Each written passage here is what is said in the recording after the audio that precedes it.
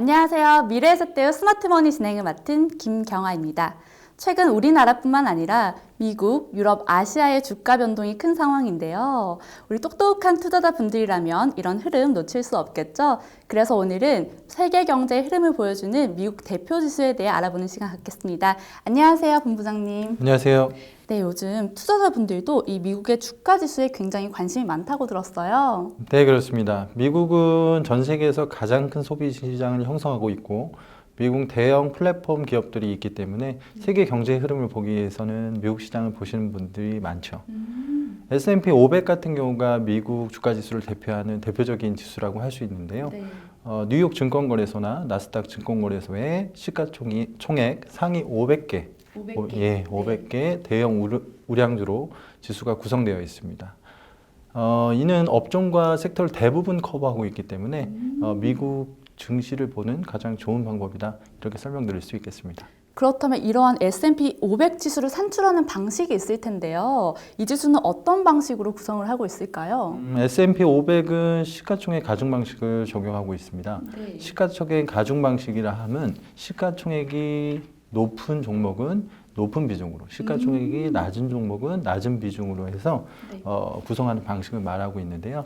2018년 이후 S&P 500에 대해서는 좀 변화가 있었습니다. 어떤 변화가 있었을까요? 마프라는 걸 좀 설명드리고 싶은데, 마프요? 네. 맵프라고도 맵. 할 수 있을 것 네. 같습니다. 마이크로소프트, 애플, 그다음에 알파벳, 아마존, 페이스북을 말하는 것인데 이게 S&P 500 지수의 46%를 차지할 정도로 미국의 이런 거대 플랫폼 기업들이 어떤 지수를 견인한다, 이렇게 설명할 수 있겠습니다. 최근 이코노미스트지에서 나왔던 로봇 네. 탕소의 그림이 상당히 인상적이었습니다. 이 맵프를 표현하기 위한 그림이었는데요. 네. 압도적인 기술력 또는 이런 자본력을 표현하기 위해서 어떤 로봇 탕소 5마리로 표현을 했었는데 이는 기술주가 지수에 미치는 영향력이 얼마나 큰지를 설명하는 것이 아닌가, 이렇게 생각하고 있습니다. 네. 예전에 빵이라고 들어보셨나요? 빵이요? 제가 먹는 빵은 좋아하는데 빵은 뭔가요? 빵이라고 하는 게 사실 세계에서 요즘 가장 핫했던 주식들인 것 같아요. 네. 페이스북, 아마존, 애플, 넷플릭스, 구글을 얘기해서 빵이라고 했었는데 최근에 이제 마이크로소프트가 상당히 이제 성장을 하면서 다른 표현을 쓸 수 있는 방법이 없을까, 어떤 이런 모색을 좀 했던 것 같습니다. 네. 그래서 마이크로소프트를 포함시키고 구글을 알파벳이라는 걸로 좀 바꿔서, 그래서 이제 시가총액 순으로 나열을 하면 마이크로소프트, 애플, 알파벳, 아마존, 페이스북입니다. 이래서 맵프라는 말이 좀 탄생되었습니다. 아니, 매프 정말 듣기만 해도 엄청난 기업들이 모인 어벤져스 같은 느낌이 드는데요. 어벤져스지요. 네, 그럼 미국 대표 지수에서 이 S&P 500 정도만 알면 될까요? 제가 나스닥이라는 게 있다고 알고 있는데. 네, 맞습니다. 네. 벤처 기업들이 자금 조달을 기반하기 위한 나스닥 지수라는 것이 있는데요. 네. 나스닥 지수에는 미국뿐만 아니라 전 세계 벤처 기업들이 참여하고 있습니다. 벤처 기업들은 사실은 거래소에 상장하기라고 하는 데는 상당한 허들이 있습니다. 그래서 네. 어려움을 겪고 있었는데 나스닥은 이러한 갓 설립한 벤처 기업에도 문호를 개방해줘서 자금 조달을 할 수 있게 해주고 있습니다. 그래서 나스닥에는 아까 말씀드린 어벤져스와 같은 맵프와 같은 네. 첨단 기업부터 중소 벤처 기업까지 총 2,600여 개의 기업이 상장되어 있습니다. 네, 정말 이 나스닥을 통해서 기회의 폭이 훨씬 넓어졌다고 할 수 있겠군요. 네, 그렇습니다. 그 중에 시가총액 상위 100개만 모아놓은 것이 나스닥 100 지수라고 하는데요. 네. 대부분의 글로벌 IT 기업들을 편입하고 있기 때문에 미국 시장의 어떤 기술주의 흐름을 보는 가장 좋은 방법이다, 이렇게 생각하고 있습니다. 네. 물론 안정도나 신용도 면에서는 S&P 500과 비교했을 때에는 다소 떨어질 수가 있습니다.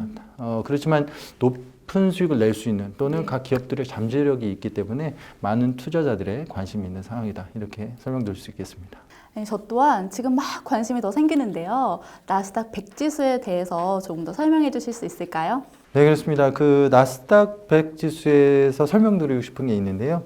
나스닥 100 지수에서 많은 부분을 차지하고 있는 아까 말씀드린 어벤져스, 맵프에 대해서 좀 설명드리자면 2020년 2월 기준으로 했을 때는 5.5 트릴리언 달러, 원화로 하면은 6,600조 원. 6,600조 원이요. 6,600조 원이 한국 GDP의 4배 정도 수준이고요.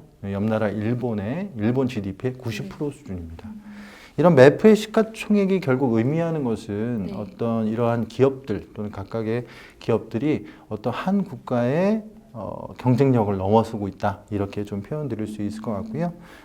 글로벌 IT 기업을 큰 비중으로 편입하고 있는 네. S&P 500, 나스닥 100 지수에 투자하는 네. 것은 뭐 바꿔 말하면 세계 경제의 많은 부분에 투자하고 있다. 이렇게 말씀드릴 수 있을 것 같습니다. 네, 오늘 S&P 500 지수와 나스닥 지수까지 미국의 대표 지수를 알아봤는데요. 그렇다면 소개한 대표 지수를 알아봤으니까 어떤 상품을 선택하는 게 좋을까요? S&P 지수에 투자되는 타이거 미국 S&P 500 선물 ETF가 있을 수 있을 것 같습니다. S&P 500 자체가 500여 종목이기 때문에 사실 현물에 투자하는 상품은 아니고요. 투자 포트폴리오 구성의 요기성 때문에 S&P 500 선물에 투자하는 상품입니다. 또한 한 가지 아셔야 될 게 이 부분은 원달러 해지가 되어 있는 상품이라서 그냥 환율보다는 지수의 변동되는 것만 보면 된다. 이렇게 설명드릴 수 있을 것 같습니다. 반대로 나스닥 100에 투자할 수 있는 상품은 타이거 미국 나스닥 100 ETF가 있습니다. 앞에서 설명드린 S&P 500 ETF와는 다르게 나스닥 100 ETF는 환노출형 상품입니다. 환노출형이요? 예, 그래서 환노출형이라 함은 지수의 등락 또는 변동 폭뿐만 아니라 원달러의 환율의 움직임까지 같이 보셔야 됩니다.